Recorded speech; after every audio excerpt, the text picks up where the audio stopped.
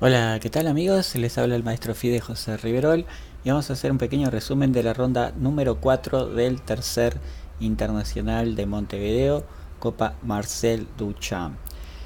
Tenemos que en la mesa 1 el número 1 rankeado, Sandro Mareco, enfrentó a Martín Wittemeyer y le venció de piezas negras. Esta es la primera partida que vamos a ver y les voy a mostrar algunos detalles.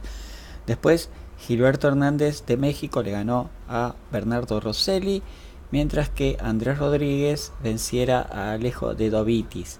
También por la mesa 4, siempre con 3 puntos, Pablo Ricardi, el gran maestro argentino, le ganó a Nahuel Díaz, también de Argentina, maestro internacional, y Alejandro Hosman hizo lo mismo con el uruguayo Rafael Muniz. Bueno, esas son las principales posiciones después de esa cuarta ronda. Vamos a ver la primera posición que les quería mostrar. Voy a girarles el tablero. La primera posición que les quería mostrar tiene que ver con la partida que se jugó en la mesa 1 entre Martín Wittemeyer de piezas blancas contra Sandro Mareco. En esta situación las negras tienen un amplio dominio de la posición. Fíjense en ese rey totalmente expuesto en la casilla H2 y que no hay mucha coordinación entre las piezas blancas, ¿no? Medias entreveradas. Es verdad que tienen calidad de menos, pero a cambio tienen un par de peones y la situación del rey acá está muy comprometida, como dije anteriormente.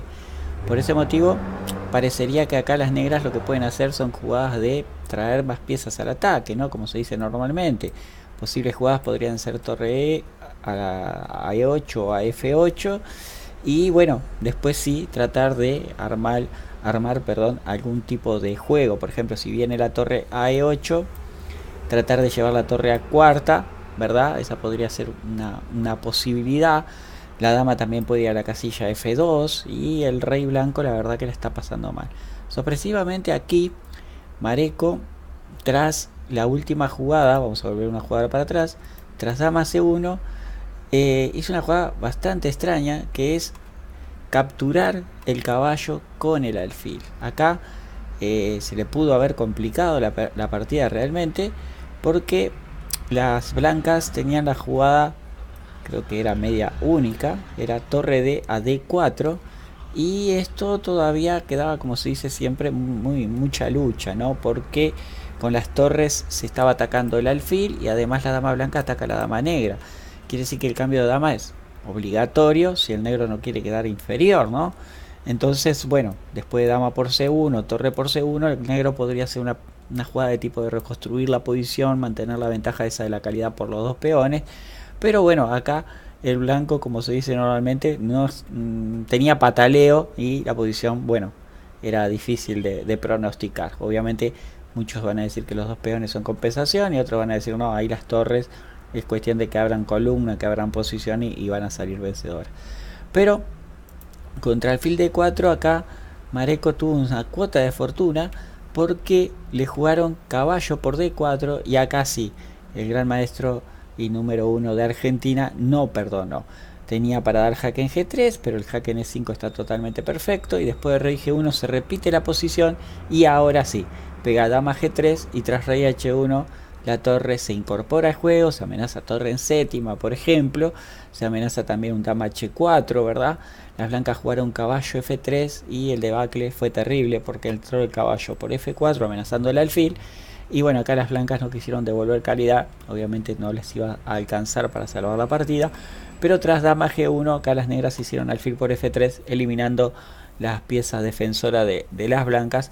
Y las blancas acá, bueno, decidieron abandonar, ¿no? Por ejemplo, contra alfil F3 existe dama H4 y las blancas tras dama H2, fíjense que la torre de D2 está en el aire y se va a perder, ¿verdad? Bueno, esa era la primera partida que les quería mostrar, o mejor dicho, parte de una partida. Ahora voy a pasar a otro ejemplo interesante. Esta situación es de la partida entre Rudolf Felgaer y Santiago Zapata. Felgaer, gran maestro argentino de 2562, Zapata de 2300. Esto era en el tablero número 6. La última jugada de las blancas fue el alfil G5 y las negras no lo están pasando bien. En realidad, increíble, acá encima las negras tienen peón de más, pero fíjense su posición que está bastante comprimida. Está complicado acá porque hay posibilidades de que las blancas jueguen alfil h3 y la torre empieza a sufrir, ¿no? Por ejemplo, una jugada natural como alfil e7 tras alfil h3, se pregunta uno, dice, bueno, me amenazan la torre, yo la puedo sacar de ahí, ¿no? Por ejemplo, torre c7, pero ¿qué pasa? Ahí está tiro del peón b y las negras están perdiendo material, ¿no? Acá contra alfil g5 dirán, bueno, ¿qué pasa si juego f6? El problema es que ahí, después de alfil d5, el rey se tiene que ir a la casilla h8 y dama e6, miren qué linda imagen de mate ahí en g8, las negras están perdidas, ¿no? Cómo sufren esas casillas blancas, y van a ver lo que va a pasar. Entonces, contra alfil g5, las negras hicieron quizás lo más razonable en ese momento, que es caballo f6, pero ahora vamos a ver las blancas cómo aprovechan las circunstancias de los alfiles de distinto color, ¿no? Siempre se dice cuando hay alfiles de distinto color en medio juego, el que termina ganando es el que toma primero la iniciativa, porque el color que domina, el contrario, le va a faltar.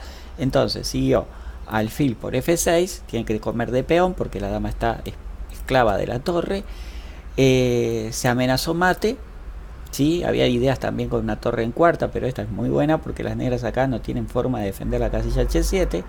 Jugaron alfil g7, siguió dama por h7, rey f8 y ahora una muy bonita jugada de encierro aún más al rey, que es alfil f5. Hasta ahí torre e7, parece que las negras pueden hacer algún cambio, jugar de 5, el rey se va a escapar, pero acá sucede una secuencia impresionante, porque increíble, en 3 movimientos ya vamos a ver que las negras no tienen salvación, porque el alfil de Fianchetto en realidad le está faltando el escape de f6. Entonces Federer jugó h4 y ante torre 5 siguió su marcha h5.